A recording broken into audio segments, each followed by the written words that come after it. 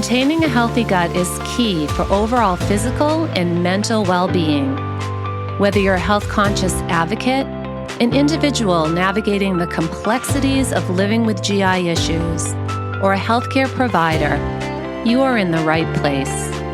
The Gut Health Podcast will empower you with a fascinating scientific connection between your brain, food, and the gut. Come join us. We welcome you. Hello, friends, and welcome to the Gut Health Podcast, where we talk about all things related to your gut and well-being. We are your hosts. I'm Kate Scarlatta, a GI dietitian. And I am Dr. Megan Reel, a GI psychologist. We have an exciting podcast for you today, and we are talking about exercise-related GI distress, a common occurrence in endurance athletes that have high calorie and nutrient needs to perform at their best. And also, I'm sure that many people like me who are just chasing some realistic health goals, like getting in my steps and some strength training, we are in for some spectacular inspiration today. I love that. So I am so lucky to introduce you to my colleague, Leslie Bonci. She is a sports expert registered dietitian and has worked with the Kansas City Chiefs for the past 10 years. Woohoo! How about that? The Chiefs are the winners of the Super Bowl 58 and the seventh team in league history to win 4 Super Bowls. Of course, I'm a Patriots fan, so we won't get into that, okay? Leslie is the real deal sports dietitian with extensive experience working with athletes. In addition to the Chiefs, she was the sports dietitian for the Pittsburgh Steelers for 21 years. Leslie has worked with Olympic athletes, baseball teams, hockey teams, university athletes, firefighters, police officers, the military, and healthcare professionals, as well as working with construction workers and real people who are trying to be fit, fed, and fearless. I love that. As well as members of the Good Gut Club, which of course, Megan and I love that. So we are so happy to have you. Thanks for joining us, Leslie. I am thrilled to be here, and let's talk about all things related to gut and what are those deal makers instead of the deal breakers. Yes. We want to be a part of the Good Gut Club. You know, this is amazing. Absolutely. And Leslie, we like to start our podcast with myth busting. So here is your myth busting question. What myth would you like to bust for our audience pertaining to the athlete that experiences GI distress during or post workout? I think the biggest myth would be that you need to have as much as you can during exercise. That is the deal breaker right there. Is, it's kind of like the barista thing. Oh, I need a sports drink, a gel, a chomp, a chew. We got all this stuff going on, and then your gut is in chaos saying, what were you thinking? That doesn't work. So I love the idea of less is more. That's really what we want to focus on. That's very inspiring because I think of like this protein, and we're going to get into protein, but it's like we are in a protein craze right now. And I can't wait to hear what you think about that. Well, I know as a runner, and I've run a marathon, that GI distress is common, especially with runners, with the bouncing, with the energy, all the blood going to the muscles instead of the intestines. So I know you're going to talk about that. But what are some common GI complaints that you hear in athletes? And I just want to comment with one thing, because I know like the urge to poop with running is common. And we had a listener ask about that, like 2 hours into running, I've got to find a bathroom. So why does that happen? And what are some common GI distress complaints you hear with the athletes that you work with? First of all, it really varies of what area are we talking about. So, and the sport. So for instance, somebody that's a cyclist or a rower where you're bent over your equipment, so to speak, then it tends to be more the upper GI thing. So the reflux, maybe even like an upset stomach, you're experiencing those types of things. Whereas the jostling that goes on when you're running, that's more the lower GI stuff. So, it can be more frequent bowel movements. Sometimes it's just this bloating, this discomfort that people have. So why is it in running in particular? Because you're bouncing up and down. This is the way it is. We've got to run on our legs. We don't really, not like oozing around the ground like a snail. It doesn't work that way. So we've got all the bouncing. And this relates back to what I said is Oh, but I need all these things to eat. Well, where are those foods going to go? If you take in too much, then it's going to be a problem. So I am always a very, very big believer in people needing to train their gut. We don't always think about that, right? We think about training our muscles for sport, my legs, my heart, my lungs. What about that GI tract? That needs to be trained too. So you have to practice, and kind of back to the starting with the little, right? So there's recommendations out there. Everybody has recommendations. You need 30 to 60 grams of carbohydrate per hour. Well, first of all, not everybody needs that much.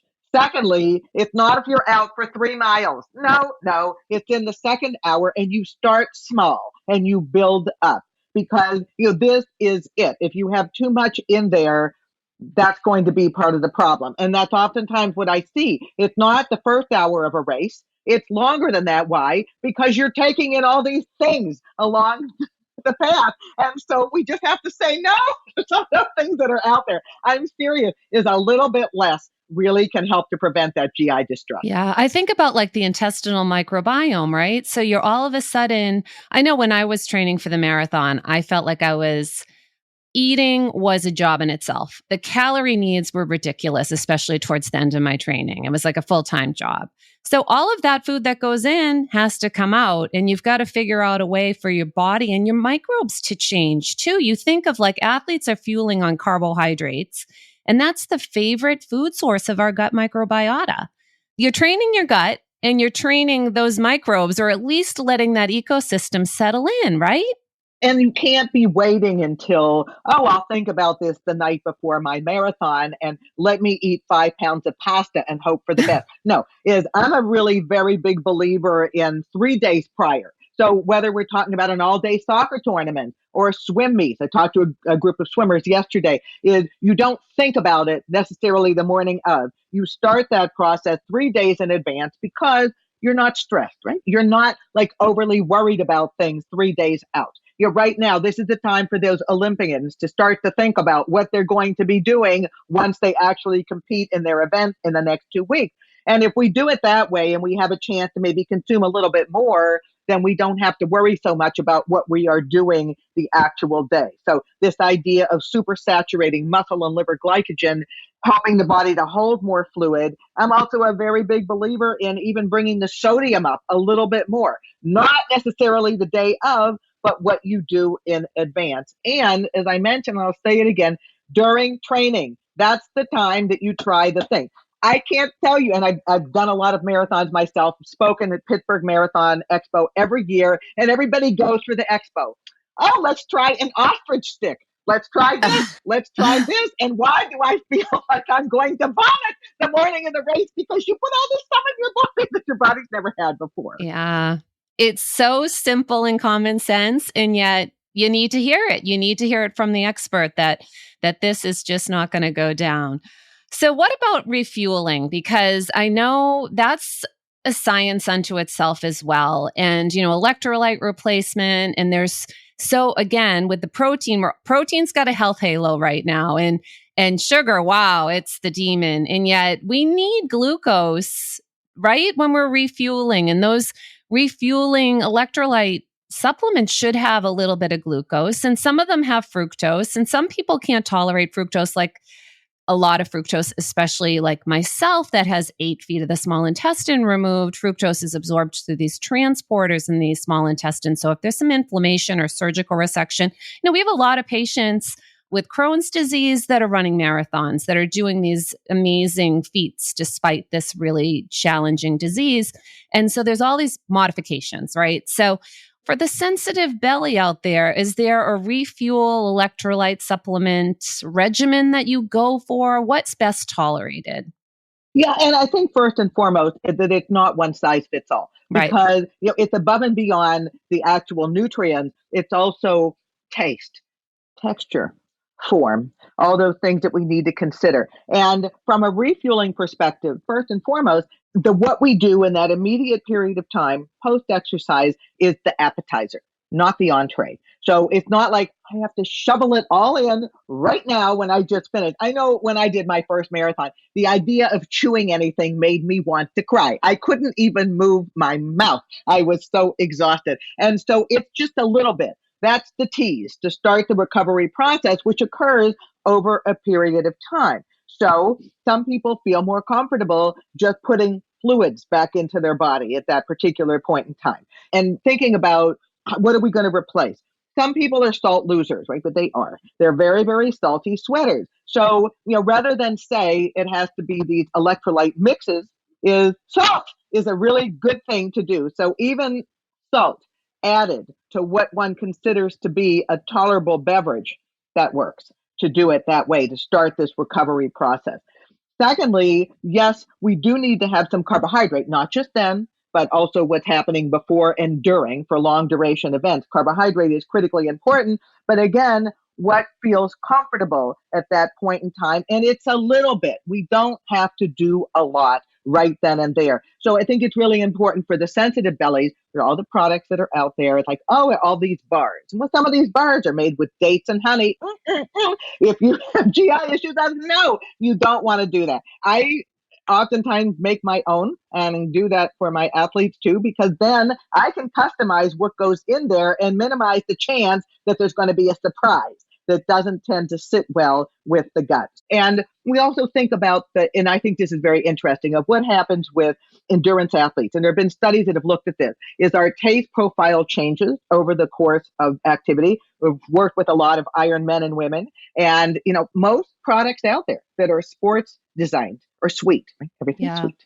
And that desire for the sweet actually goes down. So you don't just get carbohydrates in with things that are sweet. You get them in with things that are savory, which oftentimes can be a lot more comfortable. So love the idea of doing something like a rice ball that might have a little bit of a soy sauce in it. Okay, that can be more tolerable, or a little bit of a pickle, depending upon what somebody can tolerate, or even a potato. We've done this a lot. Potatoes a go-go. With a potato, cold, small, with a little bit of seasoning on it, that feels a lot better going down than some of those other things that feel sweet and slimy and goopy and yuck, and then it doesn't precipitate GI symptoms. So I think there's a lot of experimentation that needs to go on, and that's why it's so critically important to work not only with a sports dietitian, but a sports dietitian who understands the gut as well and has some culinary aptitude. So it's more than just the figures. Right.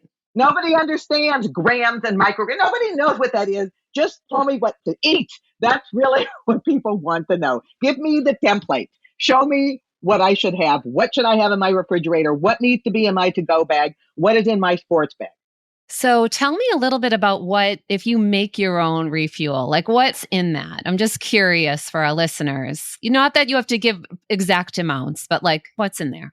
Yeah. And so when I'm looking at the energy bite type of a thing, and I do them a lot of different ways. So one of them might have a peanut butter, but not always. It could be an almond butter. It could be a tahini butter, depending upon what somebody's tolerance is to item. I usually try and put a little texture in there. Rice Krispies are typically my go-to because it's crunchy and it's mild and it just brings a nice little taste to what happened.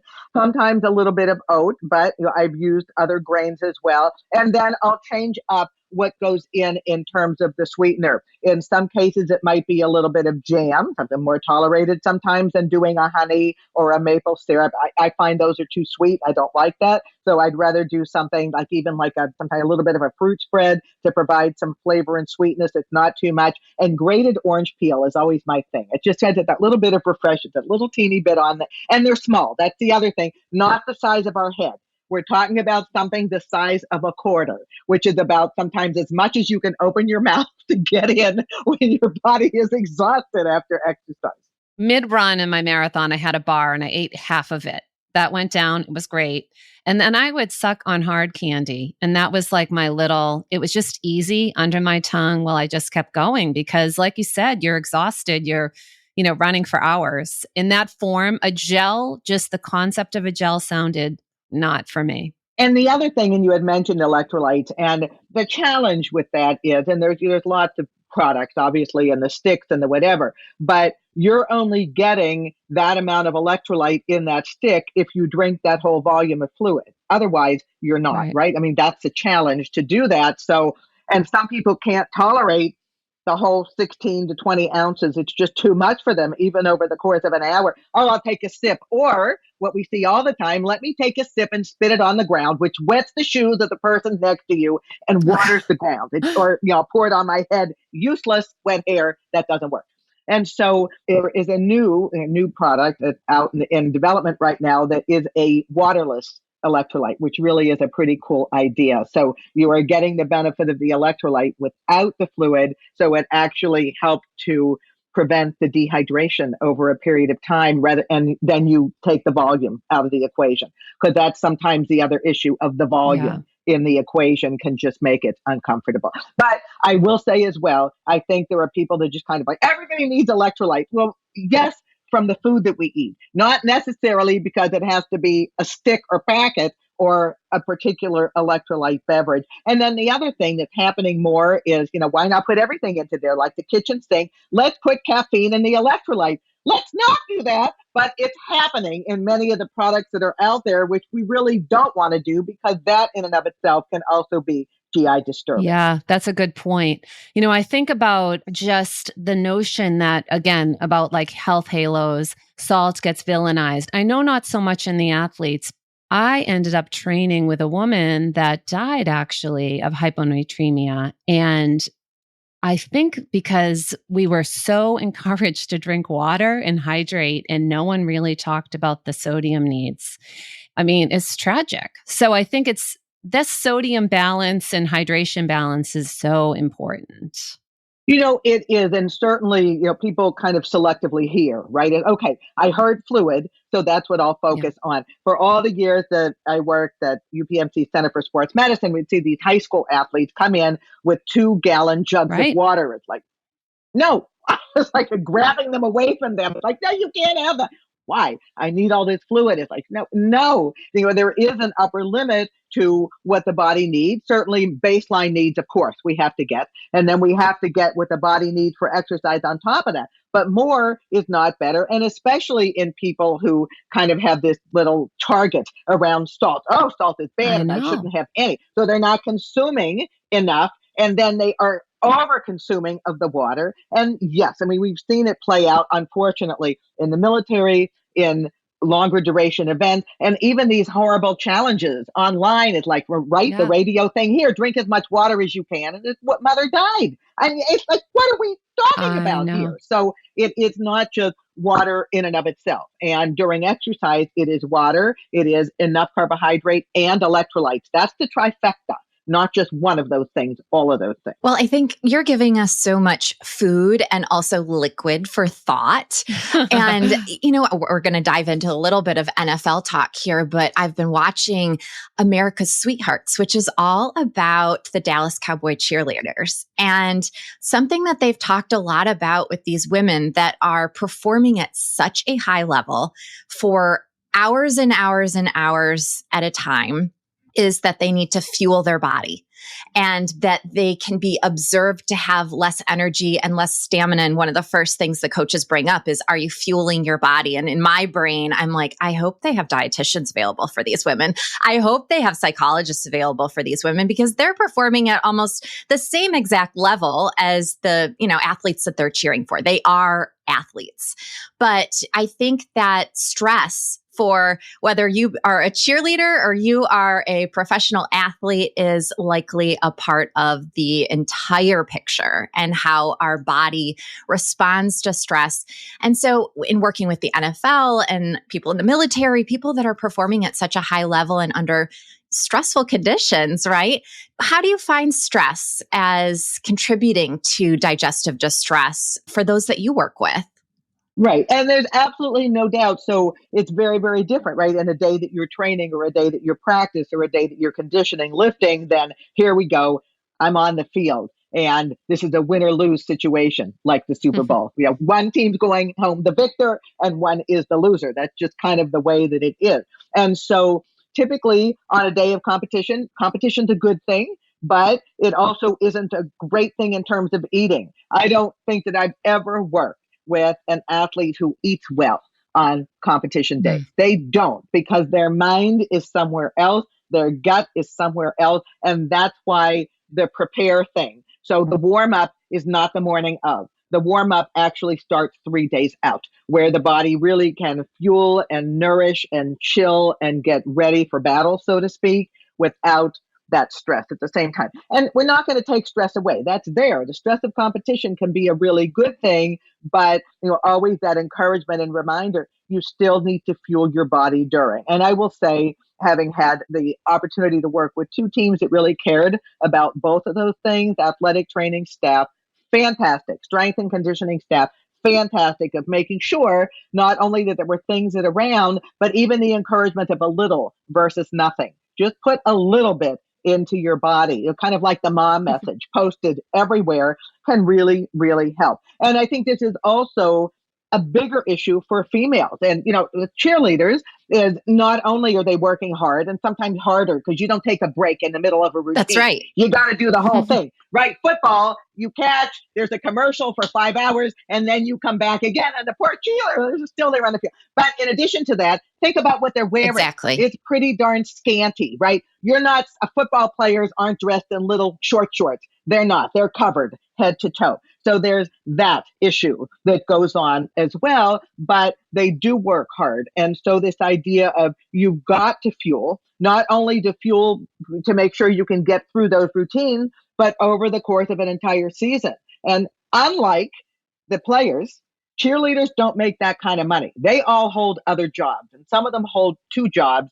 The cheerleading is the passion thing, but that's not what really helps them earn their keep, so to speak. So they're busy all the time. They don't have time to be injured. And so really talking about that, they need to level up to the table. They deserve to do that hand-to-mouth activity as much, if not more, than the big guys do. I totally agree. And, I think you're making such an important point that as an athlete or really, anybody, like we've talked about in the helping professions, whether you're a police officer or firefighter or in the military, it's not about the day that you're going out to battle. It's really about leading up to it and also just healthy, sustainable practices that you're doing on a regular basis.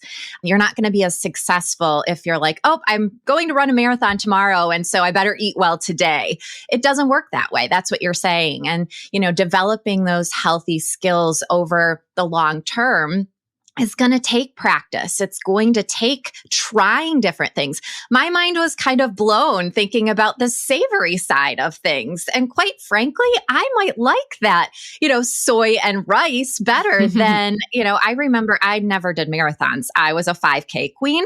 And so I didn't need a lot of the things that you're talking about for my 5K. I needed to be thoughtful, but I would try some of those gel products, the things that are in the expo hall, right? And I was just like, these are gross. So trying different things, even if you're not an endurance athlete, I think is a good idea because we want to just be thinking about healthy nutrition with exercise all the time. Absolutely, we do. And again, thinking about palate, thinking about texture, and trying things out. I mean, it's easy to do a little bit of rice. The potato thing really works well. Even sometimes the idea of like a savory, like a little bit of a rice cracker, sometimes like a regular cracker, it's too dry. It's like, oh my God, stuck in my esophagus. What do I do now? And also kind of the stickiness, right? That tackiness, the feeling on the teeth. That's the problem sometimes with the chews. It's like going like this with your mouth, trying to get it off. It's not always comfortable during exercise. So I always say this when I talk with companies and my wish list, please, can you make something more on the savory side? I was just in Southeast Asia for 2 weeks in June for some work, and it's a very different palate. We want things that are more savory, not so much sweet. And so I said, yes, this is exactly, or can we do something tart that's in there? Yeah. Maybe, I don't know, a kimchi flavored something. Maybe, I don't know. Some people might love that. Frankly, I would love that. We know that like would be good for the gut. Yes. I know. I was just going to say that. Absolutely. Yeah. Well, so professional athletes and people that are at a high professional level demand, we know that nutrition is important, but also these people have exceptional emotional resilience, or at least we hope that they are receiving, strategies and skills in this area. So I'm curious, can you share some of the strategies or routines that you've observed in players to help manage the intense pressure and stay at their best and, go out and be the winner on the field or manage the, stress of not winning? certainly every team has a sports psychologist, if not more than one, that is there, both from an individual perspective as well as kind of like the cheerleading group kind of talks. And that's also part of that comes from the coaches. It's not just about the win, it is taking care of the athletes themselves. And that's really a lot of what our player development staff does, is to really be able to troubleshoot and fine tune, because, just like the rest of us, some of these athletes have family issues going on at home, or business investments, or some other things that they have to deal with. They're off the field activities that can sometimes get in the way. And so being able to have the resources to work with that is critically important. Also, the camaraderie of I've got your back. It's a team. It's not an N of one. It is an N of 53 on the active roster, and then an additional 15 as part of the practice squad, of all being there together to support each other, and as well as working with the spouses, because they are the ones, or the girlfriend, that are kind of the behind the scene, that are part of supporting their guy who is there on the field. We also talk a lot about this idea of equipment, right? If you're playing football, there's a lot of gear. It's your cleats, it's your shoulder pads, it's your helmet, it's whatever. But what's that internal equipment? What's the internal equipment? What's your mindset? What's your eating like? Do you pray? Does that help you to center? Is there something that you do as a hobby? That, some of our guys like to spend time in the kitchen. That's awesome. As long as they don't cut a finger off, all is good with the world. Spending time with their kids, the give back to the community, whether it's going to a Boys and Girls Club and reading, or something else, gardening. We've got some of our players have been ranchers and farmers. So it's what they do that centers them, that helps to take some of that stress away. So it's not just all the time, how am I going to do, right? Talent it's important, but even all the talent in the world doesn't always guarantee a W, doesn't always guarantee a trip to a Super Bowl. So there has to be that other thing. What's the door number two? The door number one is showing up every day for practice, for lifting on the field. The door number two is your life. And how do you handle that? Yeah. I mean, you're hitting on things again that are so relatable for all of us, right?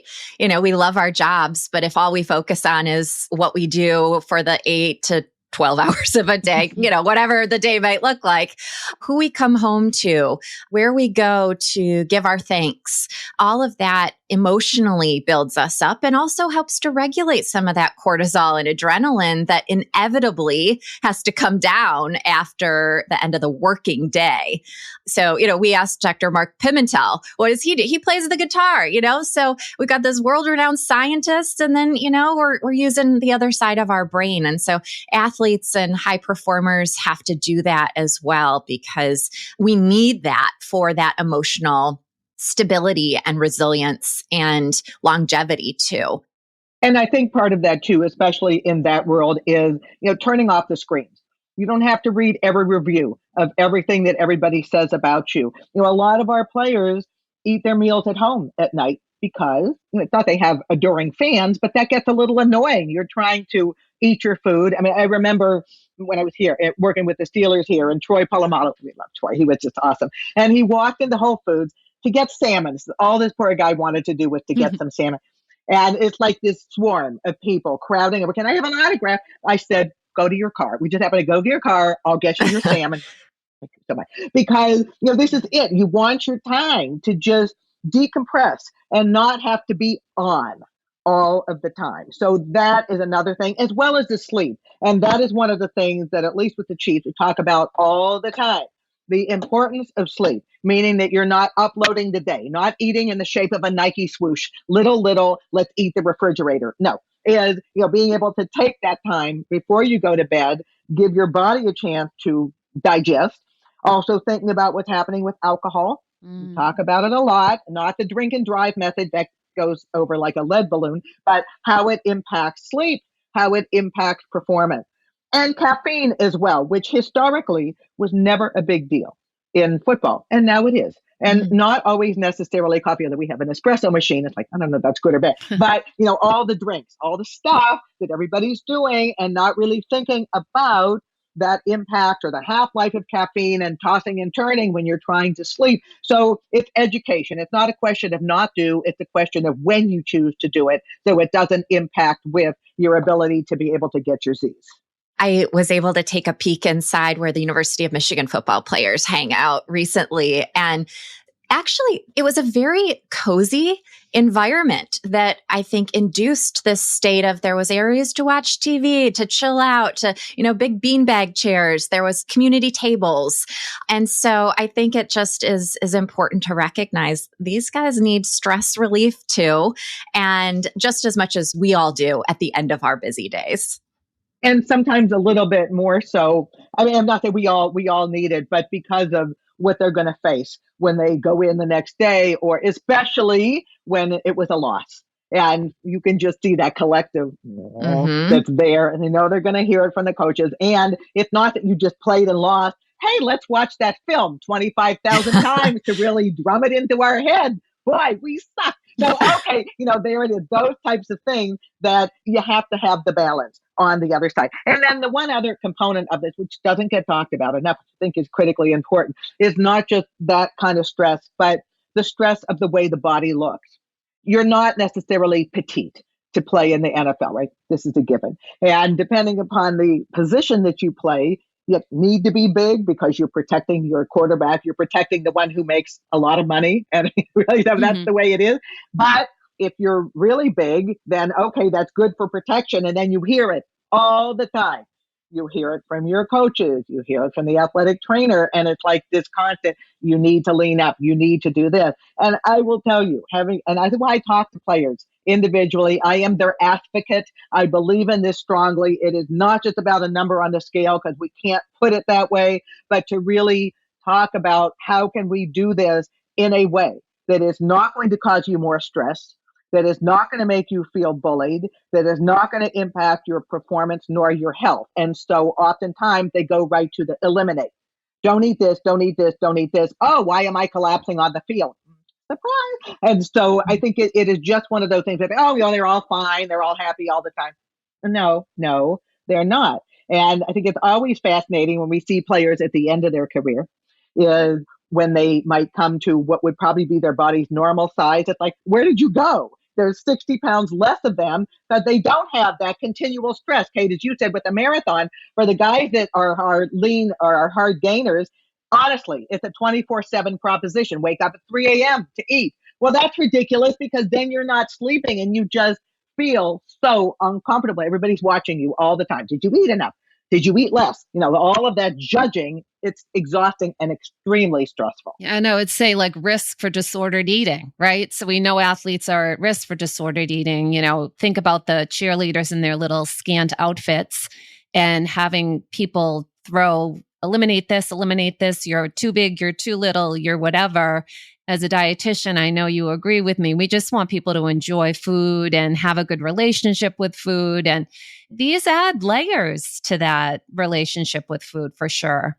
Well, absolutely they do. And sometimes I think there would never be disordered eating disorders in a football player. Yes, there are. This is not just for what we might think of like the teeny tiny gymnast or even a lot of the Tour de France bicyclists. You're doing some really funky things because you want to be as light as you can when you're climbing through the Alps. That's the way that it is. Or weight class sports.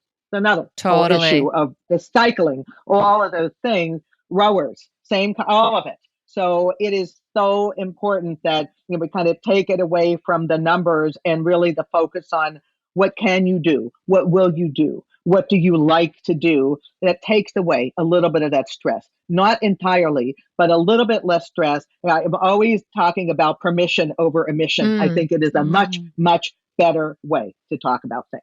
I love that. So listeners, take heed to Leslie's advice.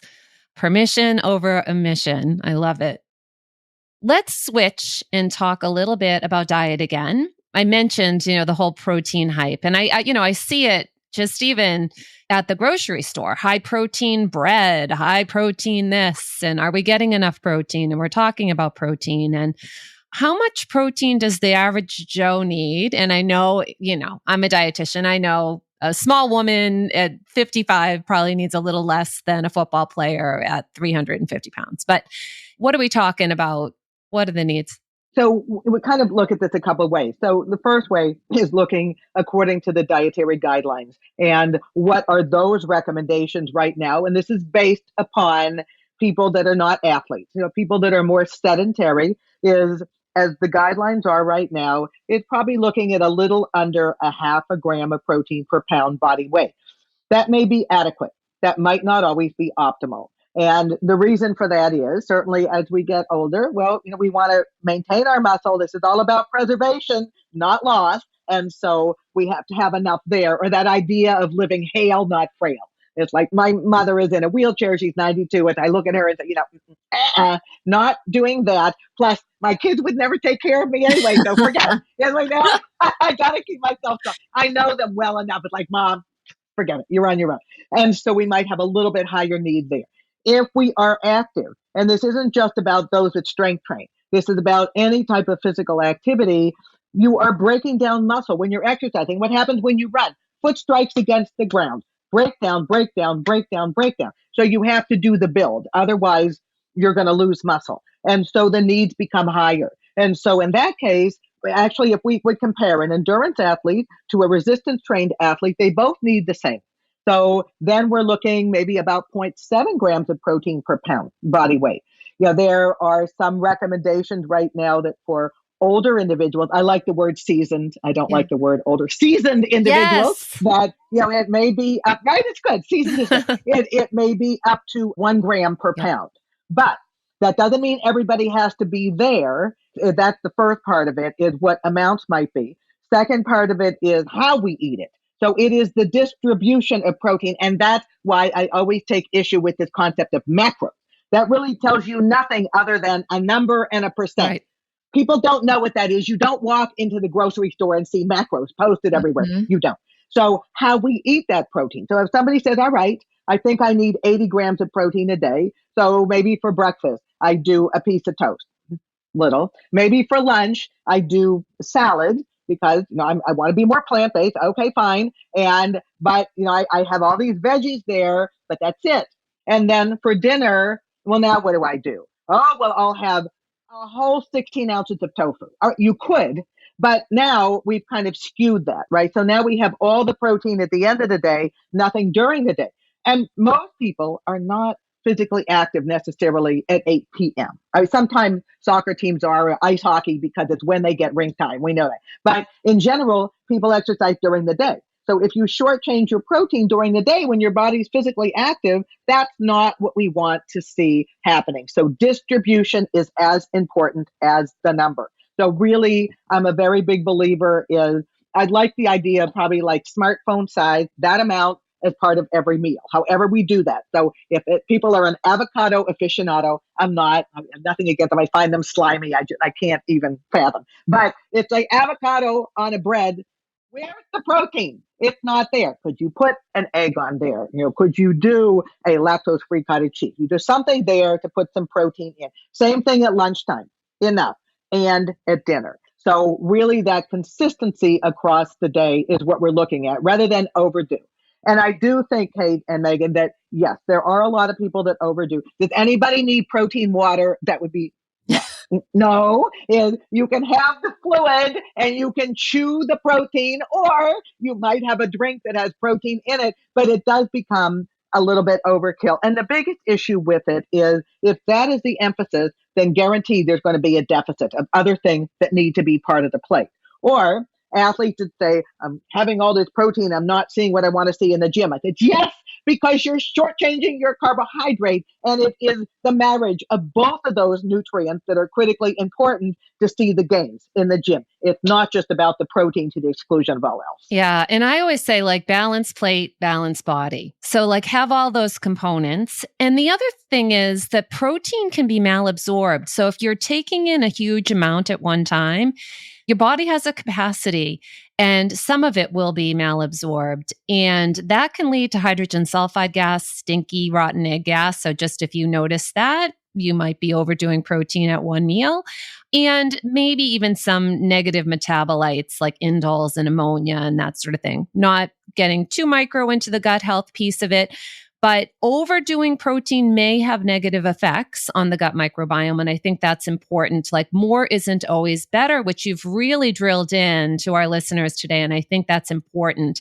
We also know when we eat carbohydrates with fiber and protein, that the microbes go after the carbohydrates with fiber and they won't ferment the protein as much. So that's kind of interesting. So again, to your point, if you're having the toast with the avocado, which you will not have, and an egg, that's going to be better balance and digestion and gut health oriented. So balanced plate, balanced body, spread out the protein. That's important.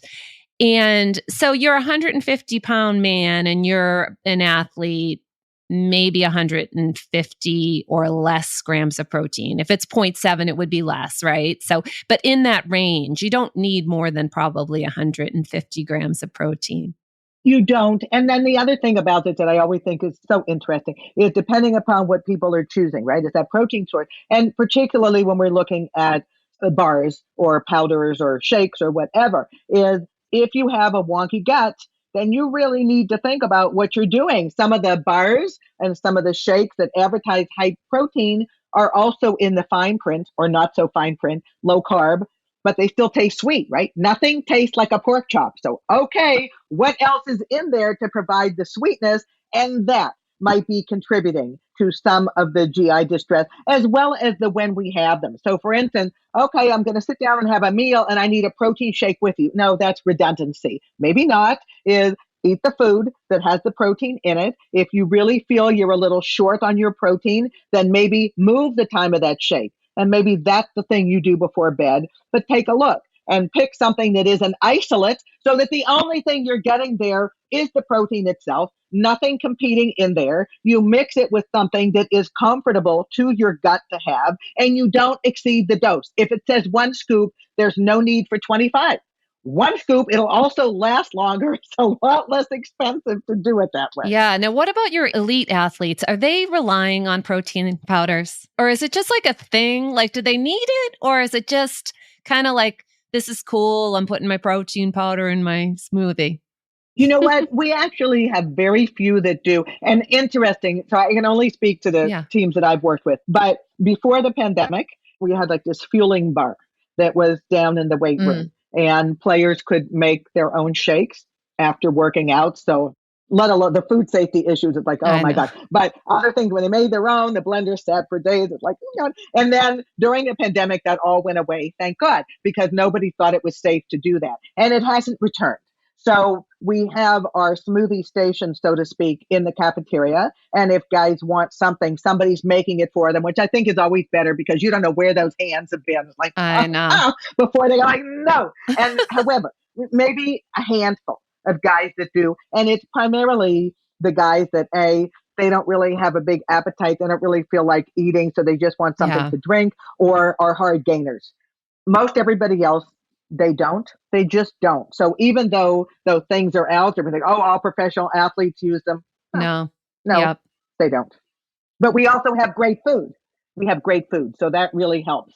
You're hearing the science of all of this, right? And so to our listeners, if you are somebody that's making your way from 5K to half marathon to marathon, or you have a kid that is in travel sports and doing a lot on the weekends and throughout the week, think about a consult with a dietitian just to make sure that you're on the right track. And, also just to give a lot of different ideas. That's what I always take away from my amazing dietitian colleagues is you guys have the ideas of ways to get this in. And I think also dispelling some of the myths or even just the pressure of, you have to spend this much money on the protein and the supplements and the, all these different things. You might be able to get it, especially from what you're saying, just by eating.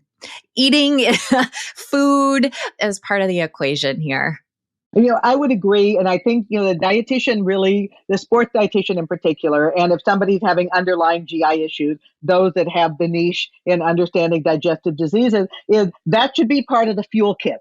That's as important as the cleats, the goggles, the skates, the stick, the whatever else it is that athletes need, is to really think about it and kind of ask yourself the question of the why before we buy, especially when it comes to the supplements. look and see what is in those products, because there may be something there that might not necessarily give somebody the outcome that they're looking for. That's right. It's outcome, and it's also so from a symptom standpoint, but also too, when you're eating food, you're getting so much else with it. I always say that with fiber, and I would like to talk about carbs and fiber next, but I encourage my patients to eat the food with fiber, the chia seeds, the kiwi fruit, the strawberries, the raspberries, because they're getting polyphenols and they're getting other antioxidants and vitamin C and all this other important stuff to keep us going. So let's talk about fiber and carb needs in the competitive athlete. We know that fiber fuels our gut microbes. And of course, as a GI dietitian, I'm all about fibers, different types of fibers, different types of plants. We always talk about just fiber, but it's really, there's fibers, there's different kinds, and they do different things. So what are your tips to help the people that you work with, the elite athletes, to get their carb and fiber needs? What are some of the ways you do that? Okay. So, and first of all, you have to kind of tag team to what you had just mentioned when it's the food thing. And we see this play out all the time. If you were eating a plate of food, you're using a utensil, and chances are your behind is in the chair and you're eating. Mm. When you're just grabbing a bar or a shake, you might be walking around, you got your beats on, you're doing all this other stuff. You're not relaxed. You're not in that frame of mind. So I think there's really something to be able to sit, to chew, to swallow, to relax that really, really helps. So from the fiber perspective, lots of different things. And, and again, I think kind of that concept of people hear fiber. Oh, let's go more. Let's be careful about what we do. Let's think about ways that we might mix them in. And so I'm always a very big believer in we start with the familiar, especially with my players. Some of them have a palate like maybe a 2 or 3 year old. So the choice of foods is maybe 5 to 6 and they're done. One of the foods they love is mac and cheese. Love it. Love it. That's a comfort food. Mom or grandma made it growing up. It's like, okay, this is what I want. So, we're not going to replace that with shredded kale because A, it's green, and B, they won't. But, I take the mac and cheese and actually puree cannellini beans so it doesn't look any different. So it's a way of bringing up the fiber and putting this flavor into something. So now we've added some more fiber, but we've done it in something that still looks familiar to that individual.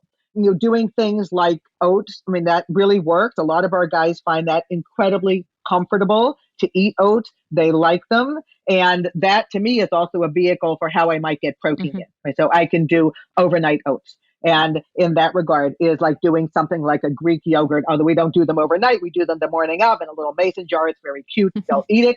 And pumpkin is also one of my things is, they won't always have pumpkin pie, but when the pumpkin is in the overnight oats, that looks cool and they'll eat it. It's like, yes. And it's a vegetable and it's a fiber. Yeah. And it's an easy way to ramp things up without changing the taste or the texture, which oftentimes is the thing that we need to be aware of. In addition to that is interesting. Yes, we always talk about fruits, but most of the guys, and I don't think it's just the cheese, if you give them the opportunity for, here's a bowl of fruit, will they take that? No. If you cut it up for them, yes. So it's just one of those things. Okay, if the berries are in a little cup and I don't have to take the little stems off the grape or whatever, I will eat them. If there are little spears of watermelon, we do this with freezy pops. Is we just puree some fruit and put it in a little freezy pop on these days, and it's going to be hot in Kansas City or St. Joe's in the next 2 weeks. That's really refreshing, and it's getting some additional fiber into them in a form that also is functioning as a fluid. So I love the idea where we can multitask with what it is that we eat. And the other thing is the sneaking in of the vegetable into some of the beverages. If I asked these guys to eat beets, they would run away and cry. I'm telling you now, it's like, oh my God, no. But we did something, and I took all my recipes, so they don't have them. No, that's not true. They still use them. Is the idea of a soothy smoothie. So in that, there is some beet, but there's also some spinach, and there's a little bit of pineapple, and it's a little bit of grated turmeric and ginger. And when you blend it all up, you're not really tasting the beet, but it's actually giving them some vegetable. It's giving them some fiber. It's giving them some phytonutrients. So they're getting these other benefits that are there that is much more than they would get out of a soda or an energy drink or, a sports drink or anything like that. That sounds delicious. It really, even my partner in crime in our other business, she hates beets. I said, just try this. Said, oh my God, that's good. So there we go. So yeah. Well, and you're talking about eating is about your eyes and what feels familiar. Mm-hmm. And, that you're not just going to eat a can of cannellini beans, but if it's worked into something that is familiar and tastes good, then it gives you what you're looking for from a nutritional perspective, but also you like it. And that's important with food, is that it tastes good, right? Ultimately, that's our goal. Well, and if we look at something, I don't like the way that looks. That's already starting the stress. Right. Stress up here and the stress in the gut is, that's not going to go over well. And because football, it's all about collision nutrition, right? This is a contact sport. This is not flag football. It's all about being as uncomfortable as you can when you're on the field. So when you walk in to eat, it better be about comfort, familiarity, nurture. Those are the three big things that we try and hit. It's like, welcome to our kitchen. Take a load off, sit down, enjoy how it looks, how it smells, how it tastes. All those things, critical. And it kind of kicks in that parasympathetic nervous system, which is, Megan is the expert here on this, but, that's your rest and digest. So I love, love, love the idea of sitting down and that a fork, a plate encourages you to do that. Take some cleansing breaths, relax your gut so it can really prepare to digest that food rather than eating a bar on the run. I've been on this planet a long time, and when we wanted 9 kids, we never had a cup holder or anything in any of our vehicles. We didn't have seatbelts, really, let's be honest. But, throw the kid in the back of the hatchback and go down the road. That was kind of how we traveled. So now it's like, I feel like we're so in tune to getting fueling on the road and having to have a beverage. God forbid we're going for an hour car ride, and it doesn't really encourage that relaxation and digestion process.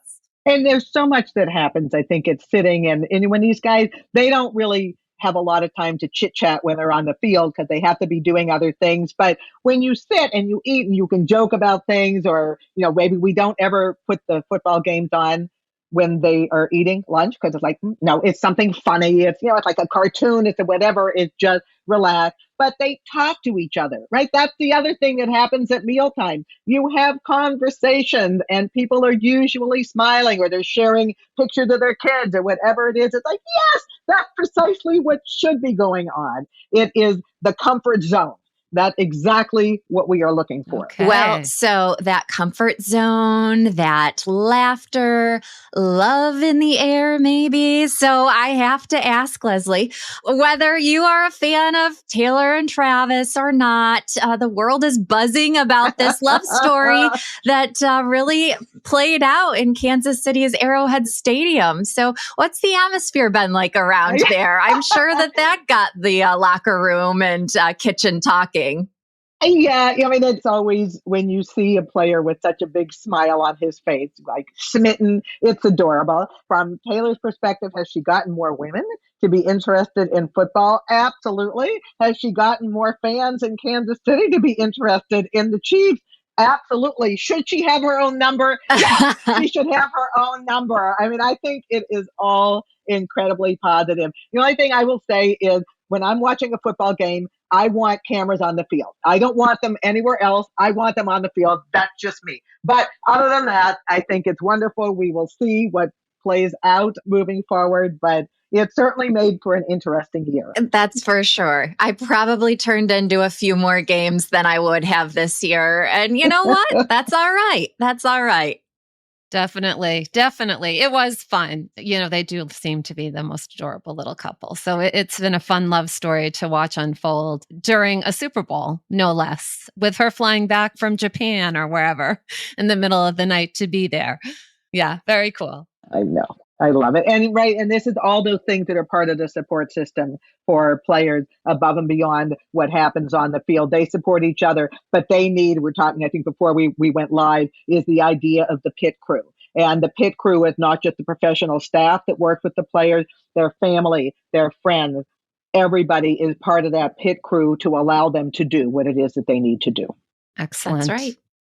All right. So let's switch gears once again. And last question from the nutritional realm, but what are some of the like common mistakes, diet mistakes, attempts that athletes maybe embark on? Like, are they doing gluten-free? And I'm not saying that gluten-free might not work for some athletes. I'm not going to judge that. But, what are some dietary mistakes that you kind of uncover and go, oh, outside of the ones that you've already mentioned? Okay, so the first thing I always say is I don't want elimination without justification. So, if you do not have a reason to cut gluten out, we don't want to do that. And first of all, A, because it limits the choices. B, it limits the availability. So for athletes that travel all the time, you might find it a little bit of a challenge to be able to find a gluten-free pasta when you're in the middle of the country in some teeny tiny town, right? That is a concern. And then the cost as well. Secondly is, sometimes dairy is kind of this assumption that, oh, if I do have dairy, it's going to cause more phlegm and mucus during activity. Well, no. Or it's going to cause inflammation. Well, no. And some people don't tolerate dairy. That is true. But across the board, if you're just taking it out, then what is the replacement? And this is the concern. The same thing with the gluten. If you take it out, what is the replacement? You're probably having less fiber. Mm-hmm. And if you hadn't been optimal with your protein, then now this is another issue is where are we going to replace that from? Third is the people that are enamored with as low as we can go, kind of the limbo approach to carbohydrate. Oh, that's bad. And just don't have it. And let's just be keto. Let's not if we are an athlete because carbohydrate is the primary fuel substrate for exercise. It is 50% of the fuel substrate for endurance activity. It is 100% of the substrate when we are looking at high intense activity. Protein is not really the desired option there. So that can be a problem. Plus, the role carbohydrate plays in fluid balance. So, this is double screwed if you minimize your carbohydrate intake. And then, I think the fourth is maybe an undue reliance on supplementation. And part of that is the advertising of them is, oh, if I use this, I too will have an arm that looks like a tree trunk. And so, the purpose of supplements is to complement eating. It's not a replacement for. And I think sometimes people forget about that. Or I don't eat well, but I take a lot of supplements, and you have a well-supplemented crappy diet. And there's obsession with collagen. It's a poor quality protein. That is not the same thing as using proteins that actually have quality in them. There have not been studies that have demonstrated that it helps at all from a muscle preservation, maybe a little bit from the chondrocyte perspective and cartilage regeneration, but there have been a very few studies and they haven't all shown that that is the case. And even when we're looking at what's happening with our appearance, well, that's also an issue of question is how effective is collagen and the price. And that's the other thing. I think the myth is you have to pay a lot for it. No, and then you do, and guess what? You don't have the money left over to do the other things that you really need to do with your eating. Those are my big myths. I love that. And for clarification, for it, maybe just a little intel on hydration and sodium needs, how does an individual know that they're hydrated? Do you rely on their pee color? Do you rely on weight checks pre and post? And then sodium, I'm a huge sweater. Like I'm bright red in the face. It's just always been that way. I played field hockey. I was always really just ripping.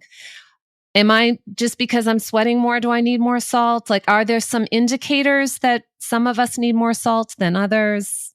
Yeah. And so I played field hockey. I played field hockey in high school. Loved it. I was awesome. Very fun. Awesome. A million years ago. So first of all, with the hydration, how do we know? I always quote what Dr. Bob Murray says. He's one of the experts in hydration in the world. And his take is that we need to be voiding at least 5 times a day, not counting the first one in the morning. So none of us are camels. Oh, I went once over the day. Danger. That should be a cause for concern. And typically our morning urine is going to be darker, more concentrated. If we slept all night long, we have a long period of time without fluid. When we are looking at the color of fluid, with the exception of the morning void, is ideally more the color of lemonade. So if somebody's urine is the color of apple juice, again, red flag, that is a concern. So really looking more light and lots, not necessarily clear, devoid of color, but definitely enough fluid. And to me, a really important time is what's happening in that hour or two before you exercise when you void. If your urine is dark and scanty, you better start sipping. That's really important to put that fluid in. So there actually was an app. It was called See Your Pee. It's not available anymore because I think people peed on the phone. And then it's like, what do you do when you go to AT&T? Oh, guess what I did? So anyway, we can use our own eyes and we don't necessarily have to post that for the world to see. There are a lot of urine charts out there. They're available online. We have them posted in the locker rooms all the time so that everybody can see the color of their urine very, very well. From the sodium loss perspective, and yes, there are some people that are salty sweaters. So when we sweat, what are we losing? We are losing fluid. We are losing sodium is the electrolyte that's lost in the largest amount in the sweat. We're also losing some potassium, a little bit of calcium, a little bit of zinc, magnesium, other things, but they're in relatively small amounts. So that's also a point when people are looking for product. Oh, I bought something with no sodium, but it has a lot of zinc. That's not going to be helpful. So salty sweaters, and that's usually me. I mean, I feel like I'm crusty when I am done exercising. My skin is gritty and I don't live near a beach. My clothes sometimes have white on them. I remember working with, one of the baseball pitchers for the Nats, and his entire brim and cap white. Yep. That's not dandruff. It has dandruff. I said, no, that's not dandruff. That is salt. Your sweat burns your eyes. It tastes very, very salty in your mouth. Those can all be telltale signs that you are a salt loser. And so that means you actually have to consume more things with salt. And what I typically recommend in that regard, and we see that with a lot of our endurance athletes, the ultras, the triathletes, etc., is cook your rice in a chicken broth or a vegetable broth. Excellent. Do that. That adds some sodium. Good tip. Use soy sauce in something.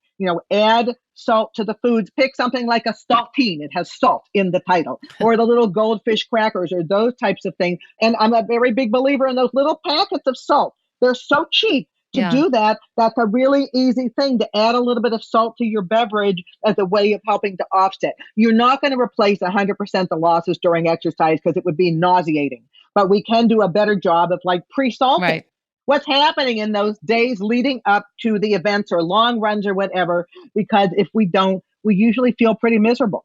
And if we don't, a lot of water, not enough salt. What happens when you're running? It's like, oh, what's that noise? Oh, it's a lake in my stomach. You just kind of feel like one of those clown things, like in the middle, all this stuff that's going nowhere. That's incredibly uncomfortable.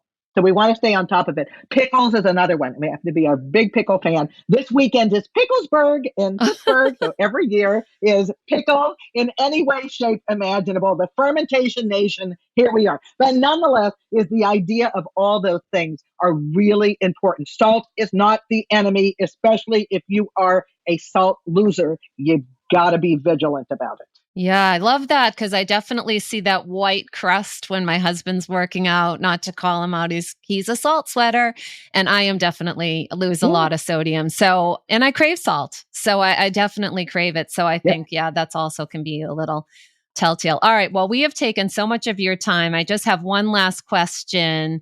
What do you do to prioritize your health and well-being, keeping yourself in check day to day? Okay, I love that question. So first of all, I think working with athletes, you do need to walk the walk because otherwise you get called out immediately. So I have in my life been a big time runner and also big time brisk walker. I've taken up rowing in the past couple of years and love it. I also strength train regularly and I dance. Those are things that make me happy from a fitness perspective. I do try and take a little chill out time daily. I'm not great about it, but I'm getting better, which is divorce from the screens in any way, shape, or form and just kind of sit and chill and center and calm. And from the eating perspective, I really love to find that intuition in the kitchen and having fun. I'm all about creating new recipes. Truly, the original Spice Girl is just trying new things and getting the little ones involved in the kitchen as well. This is what my husband and I really like to do because then it's a chance to sit and create and cultivate. So all of those things with a more positive message, and also realizing, at the age of almost 68 at this point, I don't need to be what I was in my 20s and 30s. It's not about that. It's not keeping up. It is keeping on. That is my attitude every day. I love that. You're amazing. Keeping on. Yes, yes. Oh my God, this was great. Loved it. It was perfect. And you're giving us holistic health. It's mind, body, spirit. So thank you. To all of our friends out there, thank you so much. Please subscribe and follow, as well as like the Gut Health Podcast. Your support means the world, our sweet friends. Thanks, everyone. Thank you for joining us as we grow this gut health community. We hope you enjoyed this episode, and don't forget to subscribe, rate, and leave us a comment. You can also follow us on social media at the Gut Health Podcast, where we'd love for you to share your thoughts, questions, and experiences. Thanks for tuning in, friends.